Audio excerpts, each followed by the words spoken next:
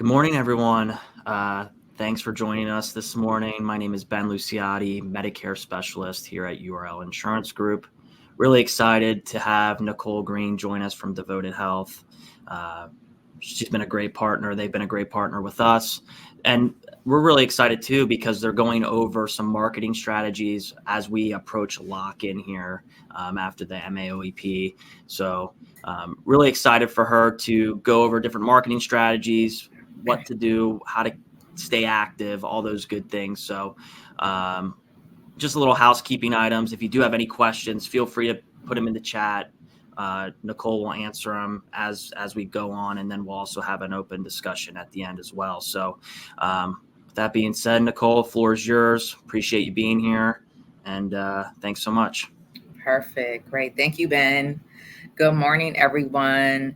And just like Ben mentioned, I am going to go over hopefully some helpful strategies, even strategies you can implement into your business plan right now or even throughout the year. So some of you, it may be new information, and then some of you, it may just be a refresher. But either way, I hope it's valuable. I hope you are able to take away a couple nuggets from today. And again, if you have any questions that pop up, feel free to ask them throughout. I like to be a little interactive during the webinar so that we can keep things moving. And then, of course, we'll answer any questions you guys might have at the end. All right. So these are some of the things we're going to go over this morning. Grassroots approach. Just to give you guys some background about Devoted Health, this company this is our 8th year nationally. And for Pennsylvania, this is going to be our 4th AEP coming up this year. So we're a pretty fairly new carrier in the Medicare market. However, we have been able to sustain extreme success over these last specific 4 years as being the fastest growing Medicare Advantage plan in the country. And that is really due to our grassroots approach. Everything we do is literally out in the community, out on the streets with people and our members. You will rarely see us doing any commercials, billboards. I do believe there's like a couple markets that do commercials, but not really. Everything is word of mouth. Around 86% is contributed to our members referring family and friends to our membership as of January of last year. And I should probably know this right now for this year. January of last year, we had just reached over 226,000 membership. And if you think about it, January of last year, for January of this year, we're in a total of 20 states. So that should just let you know how significant the growth is we've been able to obtain. And again, that's just really going back to just grassroots. So don't underestimate being grassroots, okay? Some other things we're going to talk about, key tactics to success. We're going to talk a little bit about AI, retention tips, and then lastly, resources. So grassroots marketing, it literally just builds awareness in your community, and it helps those in your community identify you as a resource and also the subject matter expert.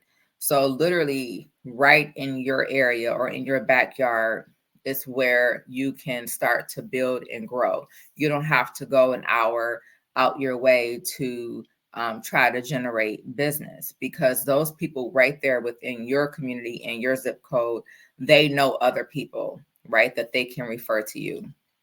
So some of the tips for success within grassroots is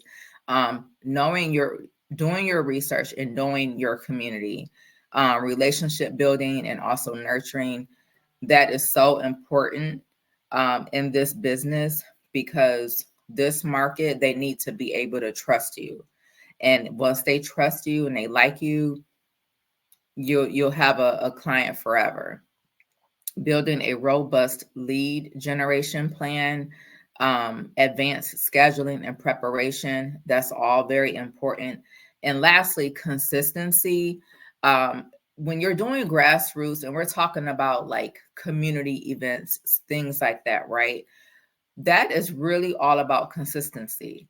You can't expect to go and do a tabletop or do a Medicare 101 presentation just once and expect a ton of, leads from that, right? They have to get familiar with you. They have to get used to seeing your face. And again, building that trust and knowing that you actually really know the products and the information that you're conveying to them, right? So consistency, it may take, 2, 3, 4, 5 times of you going back to that location and them getting used to seeing you. So why do grassroots marketing? Again, it builds the trust and credibility within the community. Medicare is very personal. Again, we're talking about people's insurance. They have to give you everything, right? Their social, their NBI number, their date of birth, their address. So it is very personal. So it's very important for them to like you, trust you, be comfortable with you. And that's all about grassroots, right? It helps you reach audiences where they are. So again, going to the community where they are, which could be through a food pantry or a faith-based organization or just your local senior community center. Grassroots strategies meet beneficiaries in familiar environments, which we just mentioned. It humanizes the sales process. Again, you're face-to-face, in-person interactions at various events within your community. So you're right there. And you want to be able to build that reputation where when they see you out, they might see you at the grocery store and they're like, oh, I remember her. She does Medicare, right? And who's to say they might be with a family member or their spouse or a friend, and they might have questions. So you just never know. Other reasons why you should do grassroots: address cultural and regional nuances. Grassroots marketing allows for tailored messages that aligns with the culture and regional needs of diverse populations. Foster long-term relationships. This is not a short-term process. This is long-term. Again, sometimes you might not get the sale on the first meet or appointment. It might happen at the third appointment. But again, because everybody trust level is different. Some people might trust you sooner than others. So it might take a minute. So grassroots marketing forces on relationship building rather than one-time transactions. So got to remove that. Can't have that type of expectations because this is just not that type of market. You want to maximize local partnerships as well. Have it be a two-way relationship, not just a one-way. So when you're going out creating your COIs or your centers of influence, you want to let them know how you're able to add value to their community. So I'll give you a quick nugget. So there's a ton of plans out here that have a benefit that contributes to providing a certain amount of money to groceries, right? So in that instance, if you're going to like a food pantry or a food bank or wherever, you can let them know, I can educate your community on programs that provide free food, or they're able to get access to money to help them buy groceries. So that is adding value to their community. And especially at a food pantry or a food bank, that's what they do. They're assisting their communities with food and resources in that way. So if you're letting them know that you can also add assistance in that area, they would love to have you. So that way you're letting them know you're adding value, you're able to contribute to the cause of providing resources to them to buy food, right? And that's just one piece. Key tactics for success.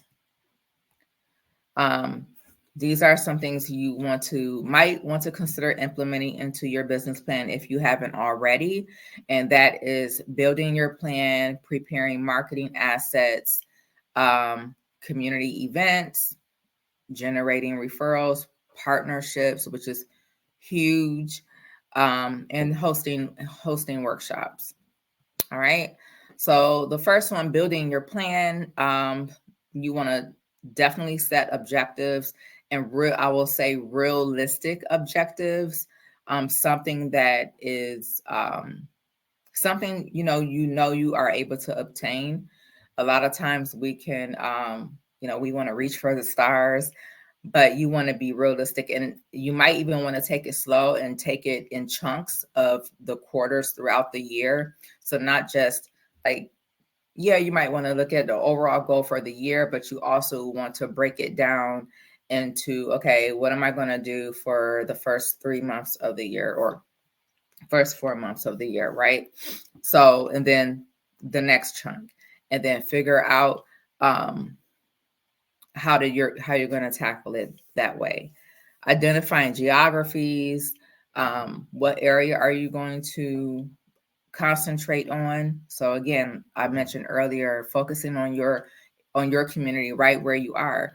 It doesn't have to be that difficult. You don't have to go too far out, because people know other people they can refer, right? Determining your target audience.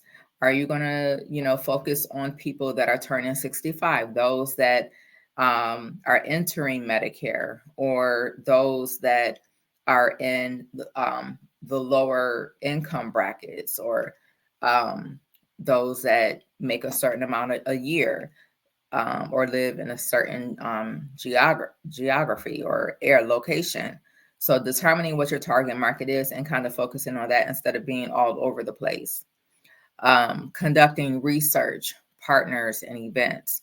So again, your COIs, maybe food pantries might not be your thing, might not be your comfort level, or maybe doing a Medicare 101 in the senior center is not your thing. So you really have to find ultimately your niche. What is conducive to you? What is bringing you more results? What gives you more comfort? How are you relating more to the public? All those things. Also, another factor to consider is determining your budget. Do you have money to invest in this business? Do you have money to buy leads if that's something that you want to entertain, or buying an ad in the paper, or making a purchase of putting your business on a billboard, or just business cards, just various things. So if you might say, okay, I want to invest X amount of money in events every month, because some events are not free. There might be a charge, like to do a tabletop, it might be $50, or to be a part of a senior fair or a senior health fair, it might be $150. So identifying what you are willing to spend every month on that. And then also, of course, the materials you will need as well, like tablecloth, banner, things of that nature. And I'll say this, Devoted, we create events on a monthly basis. Our team, we have events literally every week going on, and we are always looking for agents to staff those events. So even utilizing your carrier partnerships, might be something that you want to try out first before you even spend your own dollars.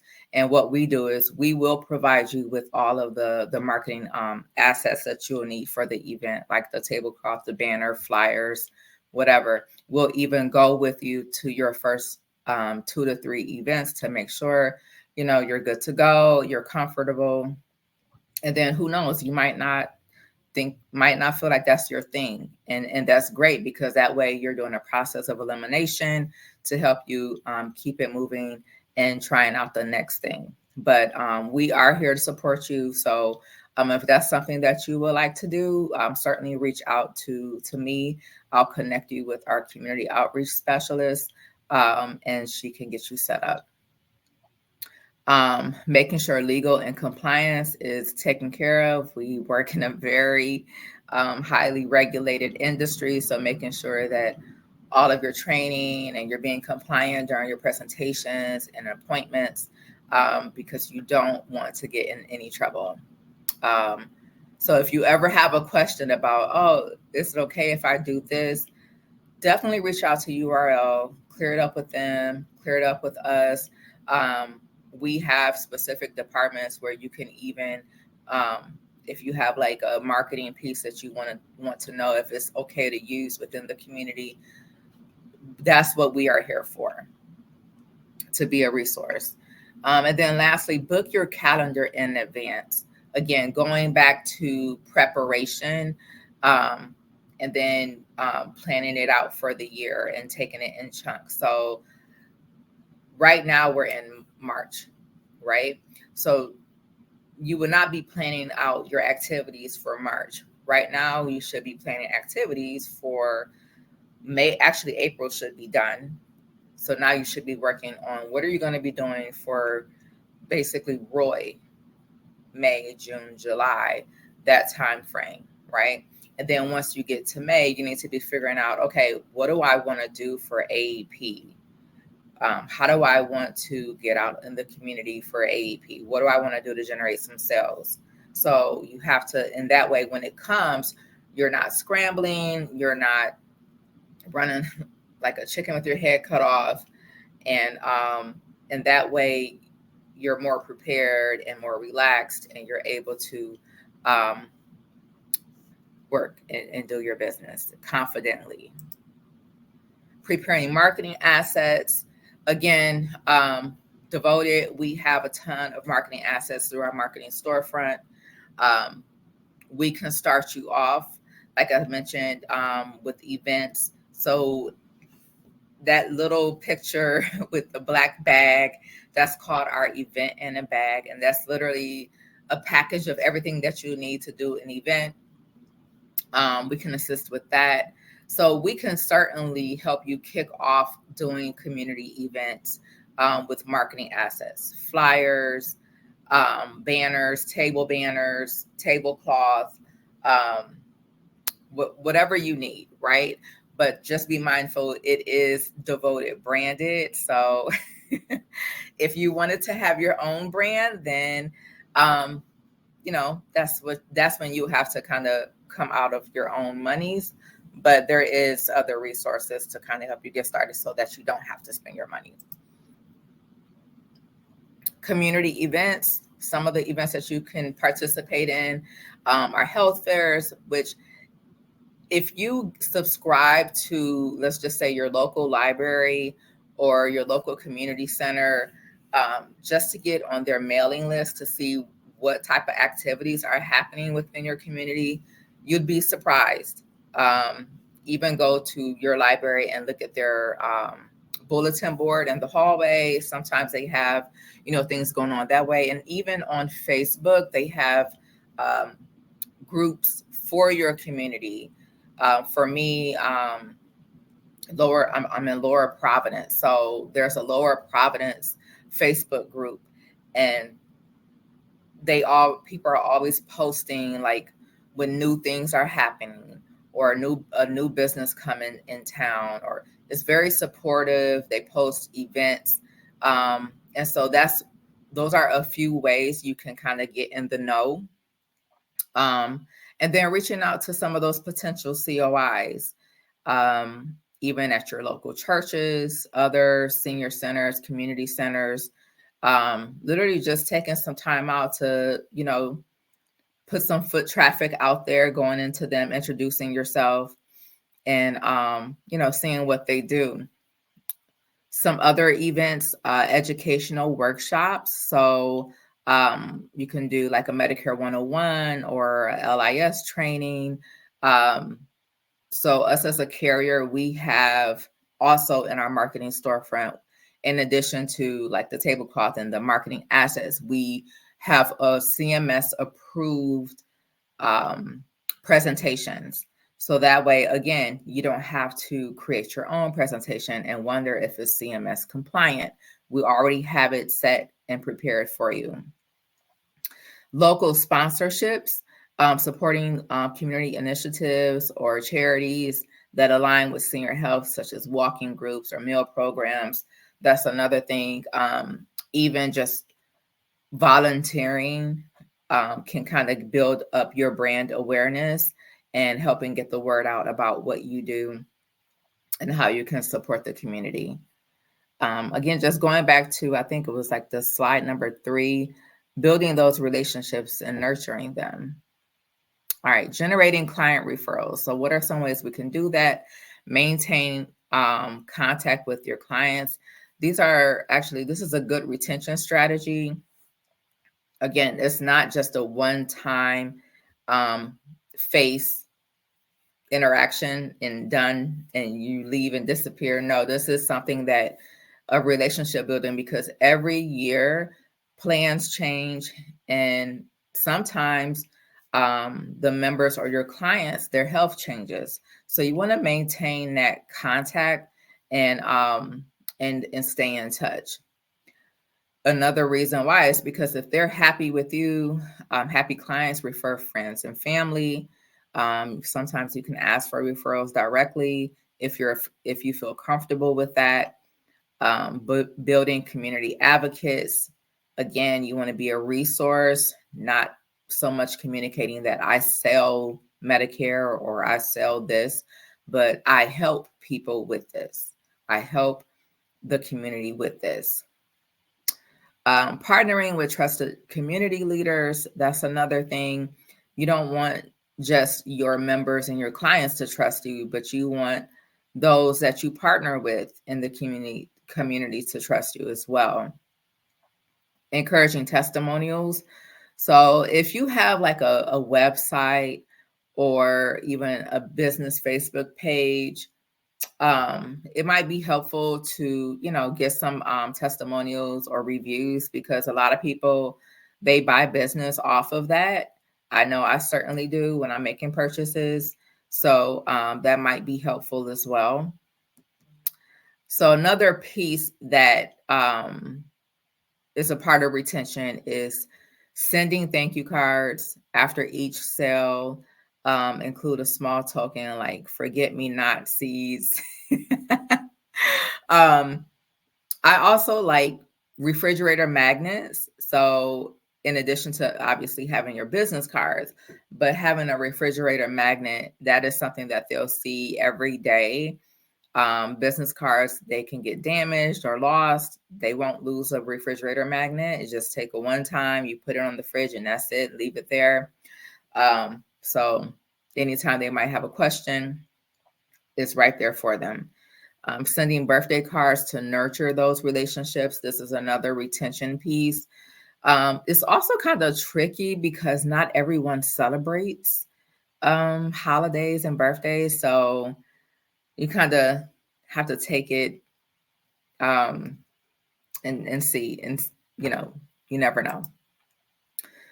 Partnering with trusted local institutions, collaborating with primary care providers, pharmacies, we talk about faith-based organizations. So pharmacies and primary care providers, those are also very good referral partners, or they can be very good referral partners, because they don't specialize in the insurance piece. They actually rather not talk to their patients and their customers about insurance. By having you as a resource would take off a lot on their hands. So let's start with the pharmacies. So some of the carriers are in CVS or other local pharmacies, or even in your mom and pop pharmacies. By you having a tabletop in a pharmacy, it might not sound so exciting. However, having and building that relationship with the pharmacist will go a long way, because what happens with them is that their customers sometimes complain to them about what their prescription drug costs. So if you build a rapport, communicate with the pharmacy, this is what I do, this is what I'm here for.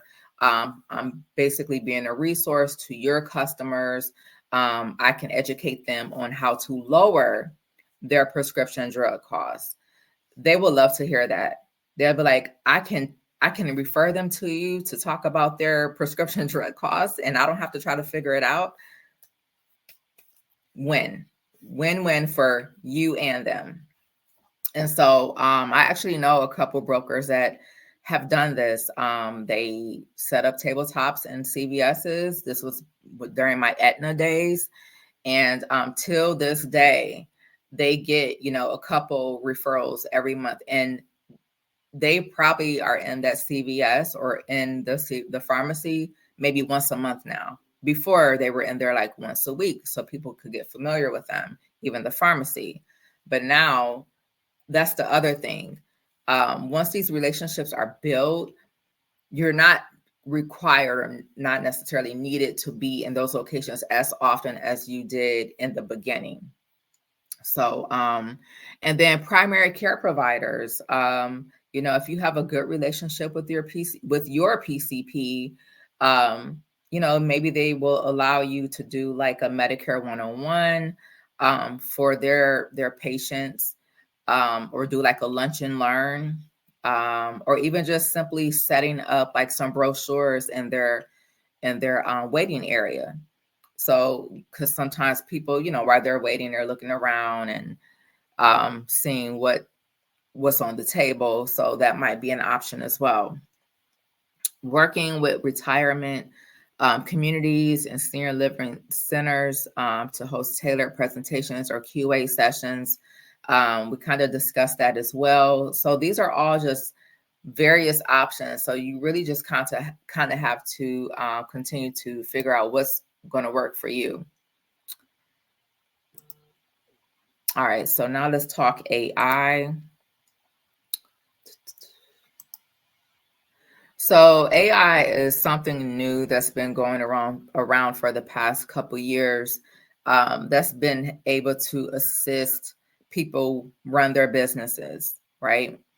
I personally have not tried it out. I'm still trying to understand it myself, but I do know some brokers who love it, who are using it every day in their business, and it's actually quite scary. So anyway, let's talk about some ways you can use AI with your business. Okay. So identifying local needs and trends. AI will do the work for you in all these areas. So you can use it to analyze health trends, demographics, socioeconomics factors in specific areas. For example, highlighting areas where seniors may benefit from supplemental benefits like vision or food and home care or hearing. Also they do something called social listening, monitoring conversations on social media and forums to understand local concerns about healthcare and insurance. Going back to the Facebook group, like I mentioned, so if you're not a part of any particular Facebook groups, that might be something that you want to consider, or even on LinkedIn. So, yeah, certainly. All right, personalized community outreach. AI can create hyper-targeted audience segments based on the location, health needs, or income levels, enabling you to design tailored campaigns for groups. recently I had a conversation with a broker, and so he wasn't comfortable putting his face like on the videos on Facebook, right? He wasn't comfortable behind the camera. So he literally was able to create some type of AI that looked just like him and sound just like him to do the video for him. Again, like I said, kind of scary, but it worked for him. So, but if you are comfortable with doing your own video, by all means. But just again, just letting you guys know that this is something AI is doing for some people. Custom messaging, use AI like natural language processing to craft messages that resonate with specific culture and regional sensitivity. So again, like I just mentioned, how he was able to get this AI to sound and look like him to convey the message because he didn't feel comfortable. Hosting events that resonate. So promoting supplemental benefits in areas identified by AI, community partners, collaborating with local organizations. AI can identify these organizations. So again, it's like an assistant. They're assisting you with all of these things without you having to technically do the work. Optimizing event planning, use AI to determine the best times, locations, and formats for events based on local data. Leveraging local influencers. So finding, again, local advocates, that's something else that AI can do. Analyzing partner data, can track foot traffic, trends, predict the best times to engage with local influencers for future events. So again, just literally using AI to help you as an assistant. All right, I think this is our last portion. So retention tips. This is actually part of my favorite, this and Grassroot. So some of the top 5 reasons to focus on retention. You literally need a retention strategy throughout the year, because again, this is not something that you're going to do and sell once and keep it moving. You want to continue to build that relationship and have your client get to know you. So one of the reasons why you want to have a retention strategy is it's easier to keep your clients than to get new ones, for sure. Happy clients, they create referrals. They can refer you to their family and friends. And that is something that we are so quick to just say, but if we think about it, it's so true.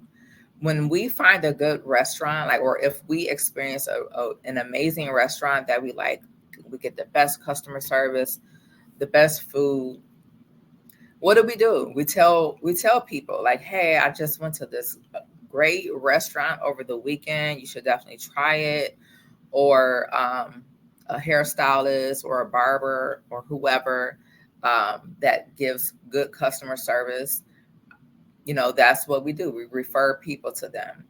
And so if you're providing great customer service to your clients, and something that is so complicated to understand and navigate, it's amazing. So never underestimate that. Stay top of mind for your clients. So again, with just a simple thank you card. So let's just say, for example, if you enrolled 100 people during AEP, then you need to send those 100 people January 1st thank you cards for enrolling with you, right? And then if you kind of create a schedule, that will help you out tremendously without having to think about it. And then once you get in the habit of it, it's like a no-brainer. So January 1st, you send out your thank you cards. February 15th, you phone them, you call them to see how their benefits are going for them. That's the follow-up call, just to check in. Like, have you used your benefits? Do you need help figuring things out? June, you reach out or you do like a member appreciation luncheon to bring all your clients in to see how things are going at the halfway point. Has anything changed with their health? And then come September or August/September, you want to do like a Medicare review. Now that all the plans have rolled out, you want to see, okay, has your plan changed? Do we need to move you? The ANOCs should be coming out sometime in September. So, you're able to see, like, did something change? Did you lose? Did something get reduced on your plan? Now, do you need to move to something else? So those are just some good ways that you can stay top of mind with your member without a whole bunch of thinking behind it. Member retention is an easy way to build your reputation. It also empowers your clients. First and foremost, right, when you meet them, retention starts at the beginning of the sale. You want to give them your business card, your contact information on a business card, and also that refrigerator magnet, or you can send it in that thank you card that you're going to send a month or two after the sale. HRAs, health risk assessments, something that is beneficial for both you and the member. It's beneficial for you because you get an extra, some extra money on the side. With Devoted, we pay out $50 per HRA. If it's a DSNP member, that DSNP member, they get $20. It'll be a $20 Visa card. And if they stay on that plan, they will get that Visa card every year. And that's only for the DSNP members. But by doing the HRA, it kind of helps add to the member's profile, allowing our member guides to look to see and analyze their health conditions and things of that nature. Member next steps, also making sure that they have contact information that they might need, such as like our member guide. So we don't call our customer service team customer service. We call them member guides.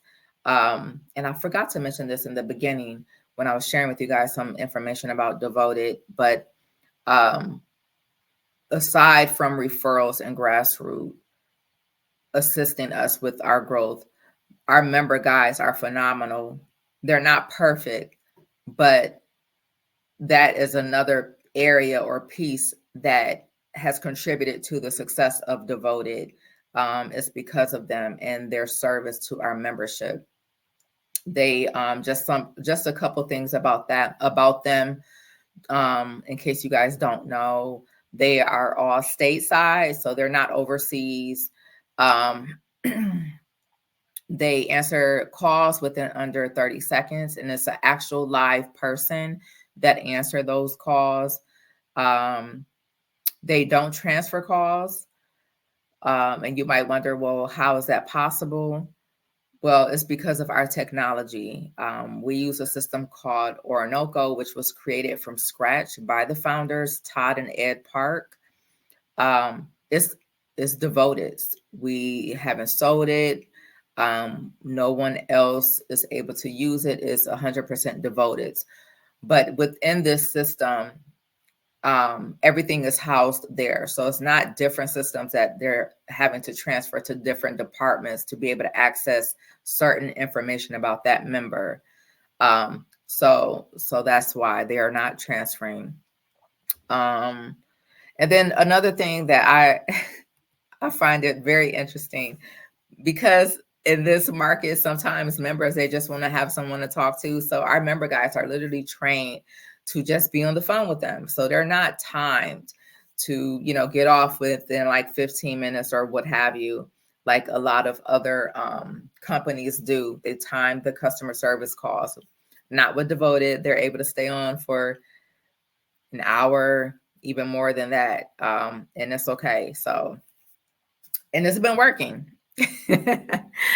Some other retention strategies after enrollment, you can do birthday cards, but again,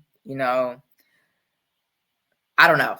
Again, not everyone participates in holidays and birthdays. So that's an area you might have to just figure out. Thank you cards, certainly.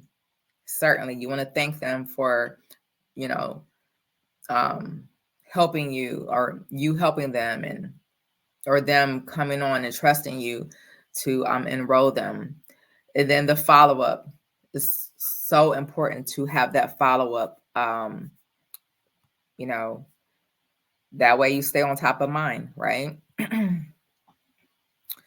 So I mentioned something about member appreciation events. So something you can also do is like a new member meeting, to kind of go over, maybe like after OEP, after the first quarter of the year, to see how things are going with their plan. So it's just really all about you figuring out what is going to work for you timely, and what is going to work well for you in your strategy.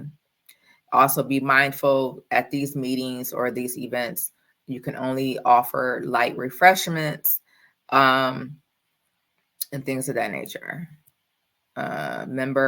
These are some other member appreciation events: bingo, shuffleboard, pickleball. It doesn't have to be too heavy. You literally can go to a community center and say, I want to host this event. And they might have, pickleball there, like on a Thursday, and you want to host it, the 30 minutes before that. There you go. Something very simple, light. How to proceed for success, practice member engagement, clear communication, highlight added value, support health literacy, build trust and loyalty, and just simplify the process. This business can be complicated, but it doesn't have to be when you're building out your business plan. You can simplify it. And if you need help with that, I'm sure the family at URL is able to assist, as well as us over here at Devoted. That's what we're here for, to support you. All right. So with that said, do we have any questions? Doesn't look like it. You must have done such a great job that they're asleep. No, it was really informative. Really appreciate that. Yeah, we just got a comment. Keisha. Hi, Keisha. Yeah. Great training. See, got some feedback there. No, really appreciate that. It's good to know. Especially like I said, we're getting in the lock in here. Always want to stay active. So really appreciate you coming on. And what's great too, it's, a lot of times we get webinars and it's like we see plan information and plan details, but when a carrier comes on and actually like shows how to market and how to do things that are necessary to grow your business, we really appreciate that. So thanks for taking some time, and thanks for everyone for joining today too. Really appreciate that. And this will be recorded, so if you need it, let me know. We'll get it over to you. So any last words you want to say, Nicole, before we wrap up? I do want to thank everyone for hopping on at 9 a.m. Hope you guys have a great rest of your week, and I'm sure if anything comes up later, feel free to reach out with any questions. Again, we're all here to support you. Yep.